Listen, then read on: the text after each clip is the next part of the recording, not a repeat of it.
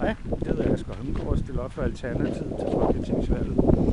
Min mærkesag er kampen mod den stigende ulighed i samfundet. Det seneste år er blevet mere og mere mærkbart og kulmineret nu med kontanthjælpsloftet, hvor folk bliver skåret fra 500 helt op til 3.000 om måneden, hvilket for de fleste er omkring det rådighedsbeløb, de har, når regninger og husleje er betalt. Så det betyder jo, at en masse må gå fra hus og hjem. Ganske uforskyldt, vil jeg mene. Altså hvis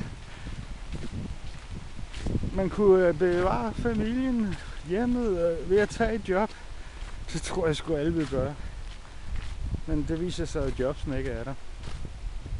Vækst resulterer jo ikke i flere arbejdspladser, men er lige så meget resultat af besparelser og automatisering. Vi skal have et helt nyt syn på arbejdsmarkedet og beskæftigelsen. Vi skal give folk et værdigt liv. Vi skal dele arbejde ved at nedsætte arbejdstiden. Og sådan noget som nyttejobs, det skal virkelig kunne nytte. Det kan ikke bare være meningen, at folk skal arbejde for at få deres penge. Tværtimod skal de have penge for deres arbejde.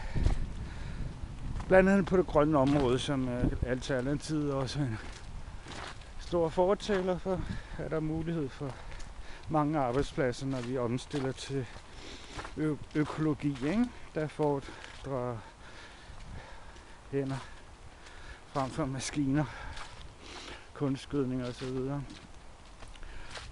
Der er masser at tage fat på, og jeg skal gerne være med til det sammen med resten af Alternativet. Kan I have en god